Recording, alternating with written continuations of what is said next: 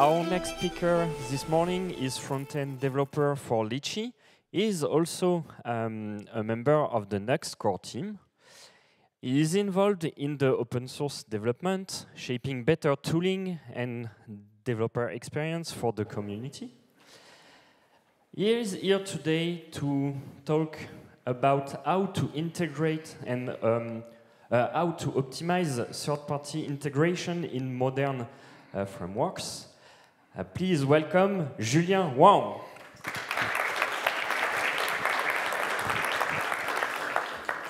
Hello, everyone. I hope everyone's awake right now and had a great party yesterday. So today I will be talking about third parties in web. Before that, I should probably introduce myself first. So my name is Julien. I am currently the front-end technical lead at Litchi. So we are a company that provides services to create money pots for solidarity and private events. And outside of work, I'm also a Next core team member. So I'm one of the maintainers of Nuxt. I do also maintain Nuxt script. I did create a few modules and libraries, mostly that resolved around Nitro, Nuxt, and Vue. And here's where you can find me on social media, even though I'm not very active, but you can always DM me if you have any question. Here's a small bug, I think. Oh, no, yeah, perfect. So this is what I do on my free time, like to practice music, so flute and piano mostly. Playing video games. Do we have any gamers here? Oh, quite many of you. Cool. Anime watchers or manga watchers? Not much. Well, and of course, doing open source in my free time. If you like to play video game and coding, small advice, you can do both at the same time if you have a screen. All these activities put a lot of pressures on my wrists and my fingers, so sometimes, I need to take a break. OK, enough about myself. We should dive into the talk. Third parties in web. So according to HTTP Archive today, we have over the 94% of websites that are using third parties. I'm pretty sure almost every single one of you here today are using one in your company's website. If you think you are using one, please raise your hand. OK, that's interesting. So it's quite representative of the chart here. Even though the data comes from HTTP Archive 2022, the percentage of websites using third parties hasn't changed much. I believe it's 94.6% today. And for all the people here who didn't raise their hand, maybe you should think again. And let's start with what is a third party. So here's the definition from HTTP Archive. In simpler words, a third party refers to any external services or entity outside the primary website user relationship.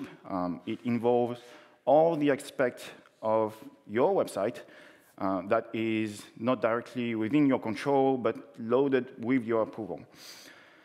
It typically makes our lives easier, us developers, but also for users, because most businesses today lack in-house capacity for things such as large-scale ad sales, targeting, and campaign management. So most of the time, all the companies outsource these features or functions to third-party intermediaries because third parties offers broader audience. They are connected to many digital websites and channels, and they provide much more sophisticated targeting based on rich data. Which may include things such as demographics, interest, and online behavior. And also, of course, since it allows for more efficient development, it often results in better return on investment. I want to show you a few types of third parties, the most common one you can find on internet. First, let's start with advertising and marketing. So advertising and marketing third parties in web development refers to external platforms or services that businesses use to manage, serve, and optimize their digital ads campaign, as well as to gather audience data for more precise targeting. They most of the time plays a critical role in digital campaign by expanding reach, improving targeting through data-driven insights, and enable scalable distribution on web platforms. A small chart here again. So these represent the usage of ads, third parties in websites. So today we have almost half of the website in the world, like I think it's 46.5% using ads third parties, and 99% of them are using Google Ads. So it means that technically everything is tracking us to our online behaviors to improve all the advertising campaign. Another type is something I don't really like, and I hope it's also the case for you. It's tag managers. Tag managers, third parties, are external tools like Google Tag Manager that allows let developers easily add and manage scripts, such as the one we've seen a few seconds ago, so ads and marketing. So you can manage scripts on a website without actually editing your code and redeploy your website. So they make marketing script deployment much more flexible on your website, and usually tag managers are not managed by developers. They are usually managed by either marketers, product team, or data analyst. Another chart, again, about website using tag managers. Over this time, over half of the website are using tag managers, and we have I think it's something like 47.6% of all websites in the world, at least those tracked by W3 Techs, that are using Google Tag Managers. I don't know about you, but it's kind of worrying for me, and I will explain you why a bit later. Last one is about user experience, analytics, and telemetry. So these third parties are external tools added to understand how people use your website and how good your website performs. These tools track things like page views, clicks, and conversions to measure your website performances.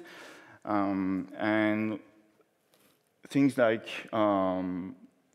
heat map can be shown, so these platforms shows you things like a heat map, so you know where your user click, and how good these, all the buttons and how the UI performs.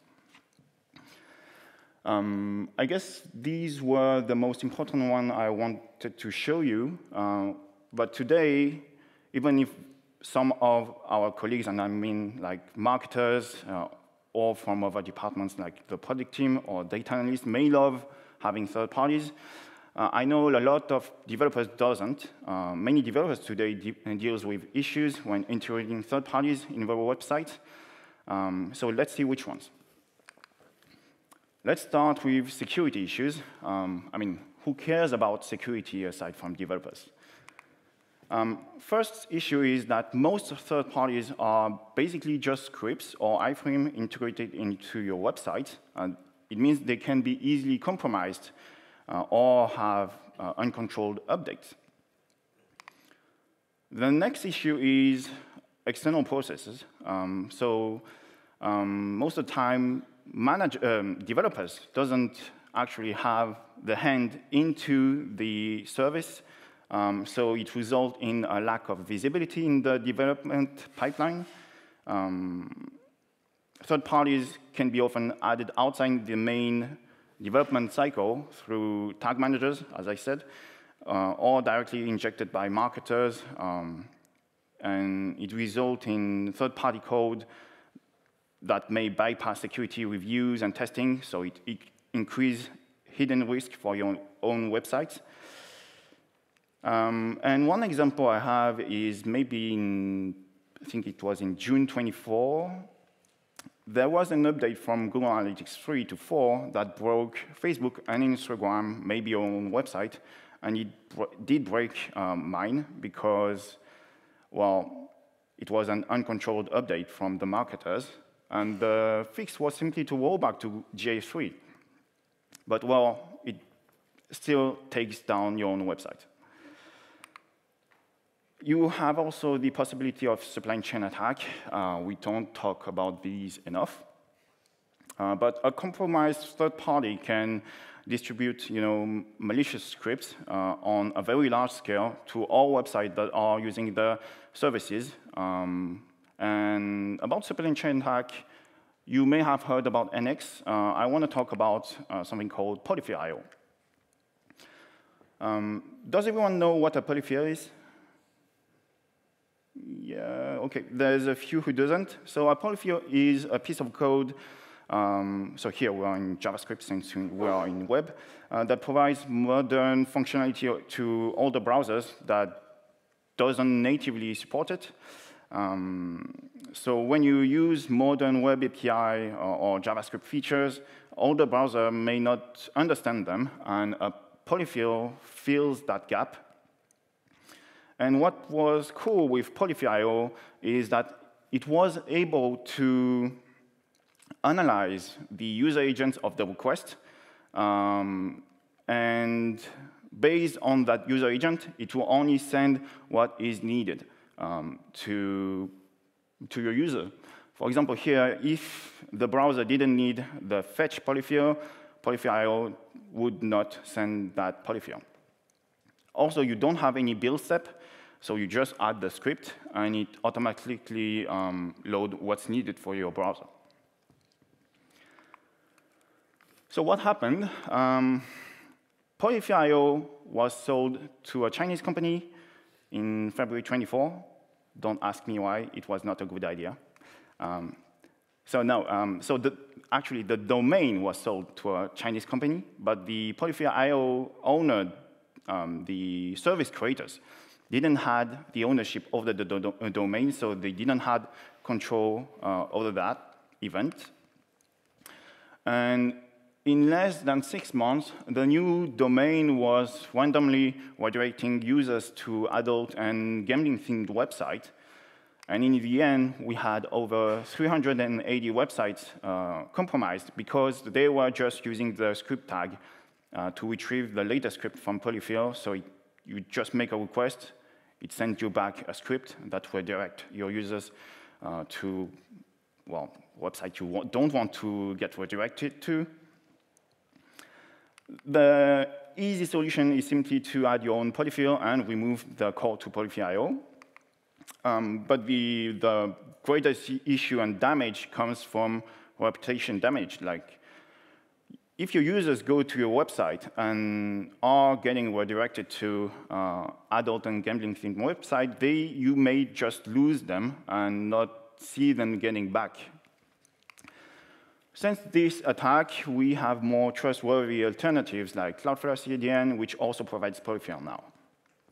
So this was for security. The next one is privacy. And I think you probably have heard of that if you are a Google Analytics user. So for people who doesn't know what GDPR is, it stands for General Data Protection Regulation. It's an European law put into effect in May 2018, even though voted in 2016. So, it takes a lot of time to put in place. It sets strict guidelines on how personal data of individuals within the EU can be collected, processed, stored, and transferred. And the main goal is to give everyone more control over the personal data and to ensure that organizations and companies handles your data responsibly, which is very nice if you think about it, because you have to remember that it applies to the whole European market. So everyone who wants to get into it has to comply to GDPR. So it means that even companies from US or China has to comply to GDPR. And the case of Google Analytics was that there was actually a lot of debate on whether GA3 was GDPR compliant or not. And in the end, there was actually a lawsuit that said GA3 was not compliant. The key issue was about how and where data were collected and processed. We had a Privacy Shield Act between US and EU that has been invalidated. So this act was determining how data could be transferred from and stored from EU to US. This act was put in place in 2016 and then invalidated in 2019. So the issue was like there was a lot of US laws that seemed to allow the US authorities to have access to EU personal data, even though these data were stored in maybe EU database. You had only to be a US company. And the issue with GS3 was first that all your data, like things like IP address, went through US servers. Collection of data were also enabled by default. And this is things that invalidated, that made GA3 not compliant with GDPR.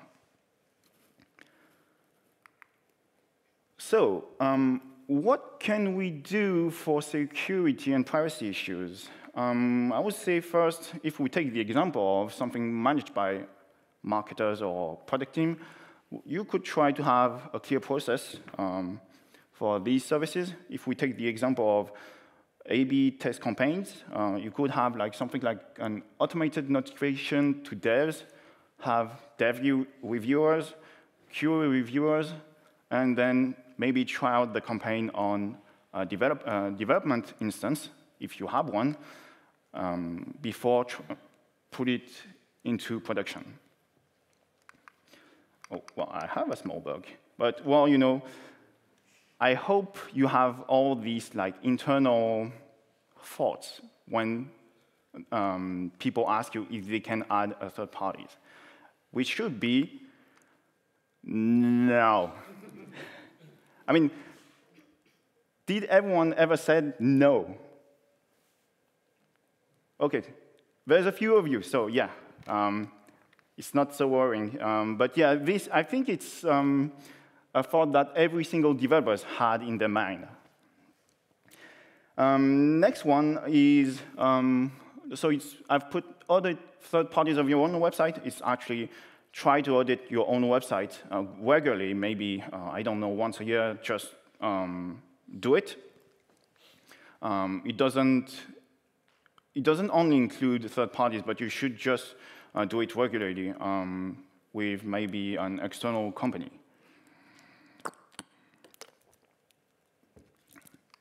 Last one is security headers. There's actually quite a lot. My favorite one, content security policy. It controls which resource your browser can load, and it helps you to prevent XSS and data injection attack. With that one, why this is my favorite one, it's because usually it goes from the developer saying, why do we have all these new third parties, or why do we have so much errors logged on my telemetry platform, to actually marketers or data analysts coming to you and asking you why my third party doesn't work. And surprise, well, we have a whitelist. So please go through the process and tell me that you have to add a new third party. Next one, HSTS. So it stands for HTTP Strict Transport Policy, Security. It just enforces HTTPS on your website. Extreme options to prevent your website from being embedded on other domains, and it helps you prevent clickjacking. X content type options prevents from MIME type sniffing. Cores, everyone had issues with cores maybe in the early days. So this one, it controls which domains are allowed to interact with your web resources. With a policy, it limits what information your browser send in the referrer header, so when navigating away, so it limits your risk of leaking information. X permitted cross-domain policy. This one is for old Flash and Adobe softwares. So you can prevent them from accessing your data through cross-domain policies. Permission policies, which restrict which browser feature your website and embedded resources are allowed to use. And the last one, cookie flags. We have quite a few. Some are optional, but HTTP only and secure are probably the most important one. So these were for privacy and security issues. Next one is performance issues. Has everyone here tried Lighthouse? Not everyone? What? OK, maybe not all of you are web developers. But basically, Lighthouse gives you metrics and about how performant your website is. And well, I know everyone here likes when everything is green. But I have to say something about Lighthouse. So Lighthouse indicators are only indicators. Even if you have red or orange metrics, it doesn't necessarily mean your website suffers from a bad UX or is too slow. Every website is different. And of course, the goal is to have good metrics. But these indicators are provided from a controlled environment, but still, it kind of reflects a global feeling of your website. So these indicators cannot be applied to every single website, such as e-commerce website, where you have tons of third parties, tons of data loaded. And yeah, so if you have to get more of a precise feeling of what your user actually have, you may try to use page speed insight. Yeah. And within these metrics, so Lighthouse and Page Speed Insight uses the core Web Vitals, we have two interesting metrics. The first one is TBT, which measure the total amount of time between, if you have an SSR application, between when your user have the first visual on the browser and when the application actually becomes interactive. The issue with third parties is actually with the script tag. This is an example of what could happen. Here you have jtag.js that is written before your SPA application. What happened is that your browser will parse the HTML and download the file. And since jtag.js is discovered before, what happened is that it will download jtag.js first, run it, and then see that you have SPA.js, and then run SPA.js. What you actually want is run SPA.js first, because it is your application, and it's what makes your application interactive. Another metric is ANP. This one is quite new. So it measures the time between user interaction and the next visual update on your browser. So an interaction is a group of event handler that fires during the same user gesture, like for example on mobile, if you tap on your smartphone, an interaction is actually multiple events. It includes pointer up, pointer down, and click. And interactions can be driven not only by JavaScript, but also by CSS, such as like hovering, and also built-in browser controls, such as like the form element submission. And interaction can be, of course, a combination of all of these. So INP is Interaction to Next Paint. It's the successor of FID, which stands for First Input Delay. First input delay observes the first, input delay of the first interaction on a page, and INP is actually all the interaction that happens in your page.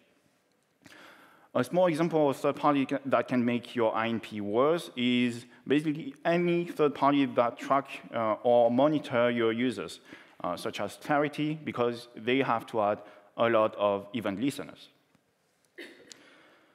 For performance issues, there's a few solutions, but like mostly it's from case to case. So yeah, first you can use the defer attribute on non-necessary third parties, or use PartyTown. So PartyTown is a library that loads your script in a separate worker, so it doesn't block your main thread when it runs. The title of the talk was about optimizing third parties in framework with developer experience, and finally we get here. The last issue with third parties is developer experience, because I don't know how many of you did integrate third parties in using like frameworks like React, Vue, Svelte. Any of you? How bad was it? Really bad? Yes? Yes? OK. Because first, you have no types. Usually, that comes with your third party. Do we have any non-TypeScript believers? Everyone are TypeScript believers? Perfect, yeah. So this was my reaction when I first had a taste of TypeScript. But yeah, the issue here is that it will tell you, TypeScript will tell you, hey, data layers do not exist, or JTAG functions does not exist on the window object, even though you know, because it's loaded within another script. What I've often seen, like most of the time, is quite a bad practice, adding a comment, ts expect error or ts ignore, just please don't do that. The actual solution is to use definitively typed, which brings you all the type declaration needed for your third party, even though it is not available for all third parties in the web, because it's maintained by, not officially. Another DX issue is when you have SSR framework, like Noxt, Next, Analog, or Angular SSR. Writing components can be quite complicated. Here's a small example in Vue. So you have to add like import.meta.client flag to tell Noxt that this piece of code should only run client-side.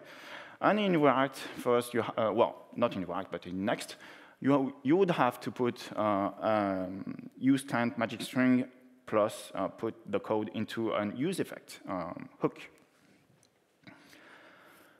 So all these talk to introduce you to unhead and useScript, which can be a solution to these developer experience issues. Unhead is a head management library. It's part of the UnJS ecosystem. I believe Esteban will talk about it this afternoon.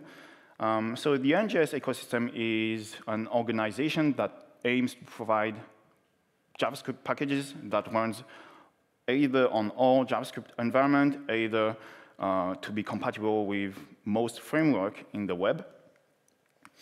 So Unhead is created and maintained by Harlan Wilton, who is also on the Next team. It's framework agnostic. It's, of course, server-side compatible, has a very nice developer experience, and used by Next. It is one library for most major front-end frameworks, so it comes with an Angular integrations, Svelte, Next, Vue, Solid, and React. It's compatible with server-side rendering, so you can very easily generate all your head tags with one simple function. And it comes with UseScript for you to handle your third parties. I don't have much time left, so I'm going to move faster. So UseScript is a function, for example, if you had to load Google Tag Managers, jtag.js here, in pure HTML, this is what you would do. And in Unhead, you would have this piece of code. So you have a series of hooks. You have your, it's a generic, so you can pass down what your API, what the use function return. And Google Analytics comes from with a proxy, several hooks like onloaded. I will show you a bit later. All your script will be loaded with burst performances and privacy default. First, it set the referrer policy to no referrer. By default, in your browser, it's no referrer when up and when downgrade. So it means that it will make a request to fetch your script without the referrer header. It set the cross-origin attribute to anonymous by default. By default, in your browser, it doesn't have anything like the cross-origin attribute is omitted. And set the fetch priority to low instead of auto. So it's force your browser to, or it doesn't force your browser. It tells your browser that this script is not important to be loaded, like in the order. And the defer attribute, which we have already talked about. This one tells your browser to download your script in parallel while your HTML parser continues to parse, and execute your script before the DOM loaded content event. You can also load third parties with SSR support and a proxy API. So I'm just going to show you with a small light demo.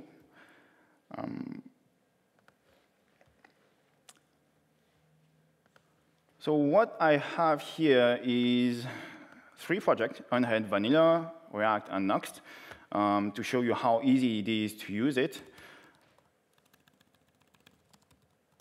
Let's go to Unhead Vanilla. So Unhead Vanilla is a very simple Vite project. It has a main.ts, which is basically empty.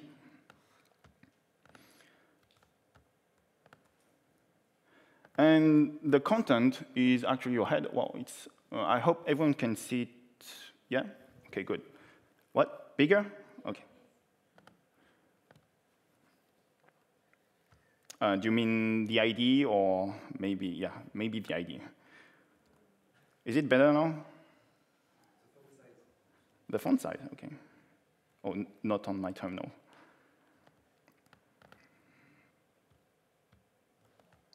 How about now? Better? OK. You're welcome. So yeah, so the content of the project is basically just stringifying the head here.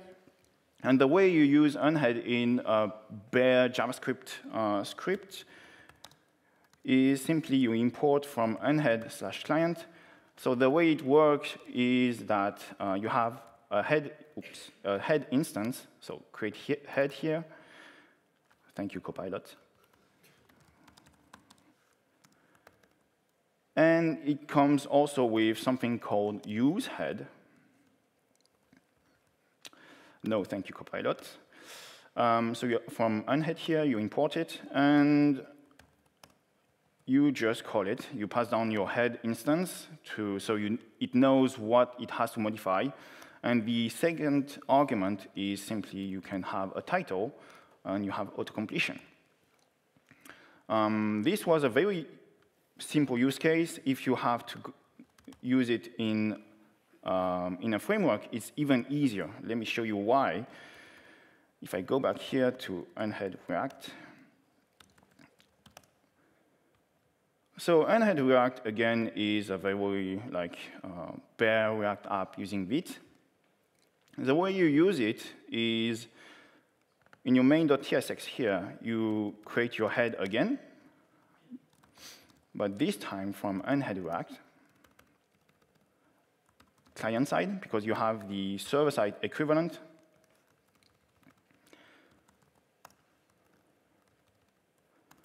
And since we are in React, you have, and I know everyone uses hooks here, you have the unhead provider. And yes, thank you, Copilot, but you forgot something. You create your head, and you can provide it here. OK. Now, this means that your head instance will be available through all your application. And if you go here and just call use and import use head, yes. Well, you don't have to pass down your context. It will retrieve it automatically, and you can change your title to maybe hello dev is not. Well, you actually don't see it here, but yeah. So you can see it here. It has been modified, and usehead handle all the reactivity automatically. Now, I've talked about useScript. Also, one thing is that unhead provide usehead, but also provide use SEO meta for even a better developer experience. So it means that use SEO meta, you can change the description, for example. And it comes with all the typings that you need for most available meta tags for your head. There's things I didn't even know it existed, like publisher or generator. And it's an improvement because if you wanted to use it to add a meta tag with usehead, it's a bit lower level. So you have to add an array of name of object with maybe the name or the content. So yeah, it's quite a nice improvement. Now, if you want to use useScript, because we are talking about third parties here, let's add confettis to your application. So the way you use it first is you have to import useScript from unhead React. The first argument will be, oh, thank you, Copilot. Is it confetti? Yes. So here you have loaded confetti. You tell useScript to load your confetti script from CDN. You can import, no, you don't have to import anything, actually. You can type it. So here I need a reference type to canvas confetti. And well, tell it's a type of global this.confetti. So this means that what will be returned from useScript is, so you have unloaded hook, you have a proxy, you need to add the use hook. So if it is available, you can return, global this.confetti. And then maybe just return the proxy. Once the script is loaded, you can trigger it. So this is, since you've send the type of global confetti to useScript, it will know that confetti is function Wait, no. And you have a few options here, particle counts, 100, okay, why not? And now we just need to import it and to call it.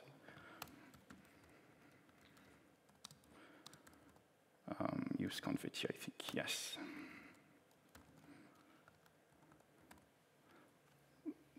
That's all.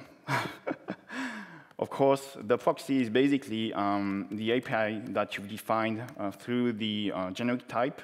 So you could always add a button to, yeah, celebrate that fest maybe. So now you can click, and that just works. Not sure about why TypeScript isn't happy here. I'll check it later, because I have 10 minutes left, and I still have a few things to show you. Inspect, let's go to the head, and you can see that it has the default attribute, fetch priority to low, cross-origin to anonymous, and no referral policy. Okay, let's get back to the slides. Now, what I also want to show you is NuxScript, which is a module for Nuxt. So what's Nuxt? It's the meta framework that resolves around Vue and Nitro. It's fully community and driven and open source. It allows you to build full stack projects using Vue and Nitro, do static file generation for your Vue.js application. It's bundle agnostic since Nuxt 3. So it means you can use Webpack of it, and environment agnostic, thanks to Nitro. You can basically deploy it to, I think there's like at least 40 or 50 providers available in Nitro, so you can just, with a single line of code, make it available on, make your project available on Node, Dino, Cloudflare, Vercel, etc. Like, yeah, so many cloud providers. Next, we try to bring out the best developer experience for our users. I don't have much time left, so I will move on. And NuxScript is actually a module developed in collaboration between the Google Chrome Aura team and the Nux Web Performance team. Actually, UseScript is a result of this collaboration. Brings out the best of Nux developer experience. It comes with over 20 components and composables ready out of the box. You have safe initialization with, so you don't have to use import.meta.client or unmounted hook to ensure that your script is loaded, is run on the client side. You have a few triggers, like cookie consent component to basically load your script only once it is accepted. And the last one, and it probably is my favorite feature, is the possibility to bundle third parties directly into your final build. It's a bit hard to like maybe to understand, but I'm going to show you, like basically, if I move to unhead Nux here, oh, well, I have to duplicate my screen so you can see it. Basically, if you go to unhead Nuxt,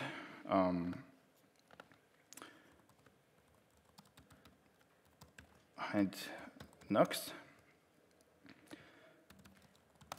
and here in your application, we are going to use to have confettis again, because it is a great day. Same thing, you just call UseScript. Yes, well, almost. So we have auto import in Nuxt. That's why I'm not importing UseScript. It's it's a developer experience improvement in our opinion.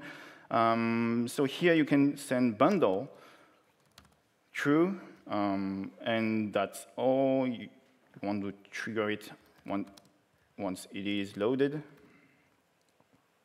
Unloaded proxy almost, pretty good. Yeah, I have to pass the reference not to unhead Nux, but to canvas confetti type of again. isn't Copilot nice? No?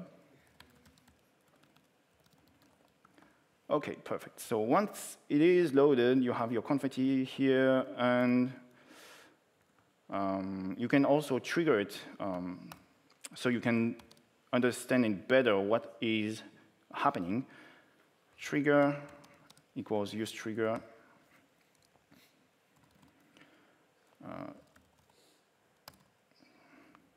And basically, you tell us that you trigger and you load the script only once it is accepted.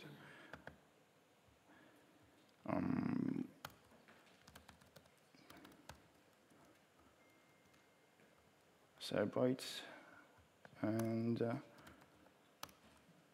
load.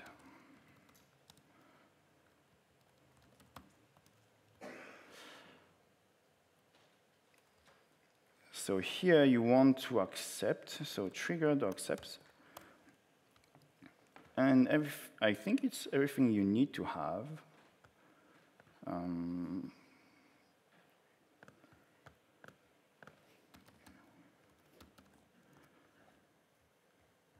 My laptop is quite slow, so. OK, so we have the load, and once it's loaded, it just works. Now, if you build it, and I hope it will not take too much time,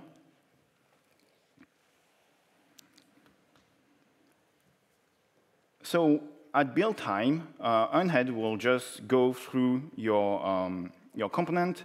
And if it sees that you've set bundle to true, it will download this piece of JavaScript, put it into a separate chunk, so you don't make the call to JS deliver in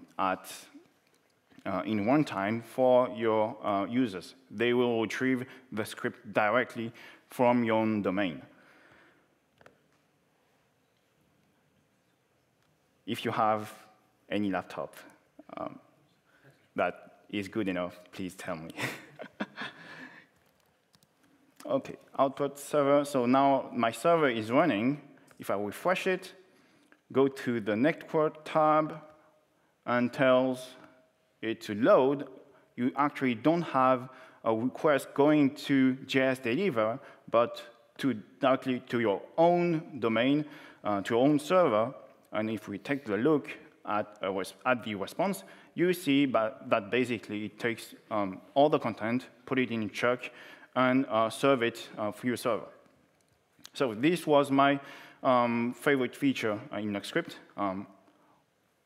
If you're interested, you could maybe do the same integration on Next.js maybe, or on any other framework, since Unhead core is quite fully open. Let's get back to the slide. And we are almost at the end of my talk, not of the conference. So what's next? We are currently, we may explore the possibility to load third parties within web workers, maybe using Partytown or having our own implementation. So this will come probably in NuxScript or directly in Unhead. In Unhead, we're also exploring the possibility for iframe sandboxing to make your third party a bit more secure. And lastly, in NuxScript, we also want to create something similar to Cloudflare Zaras to offload all third-party script interaction directly to your server, from your server to your third-party platform. So that was everything from me. Huge thank you to all the organizers who invited me, who organized this amazing conference, and to you, actually, for being here. So yeah, that's all.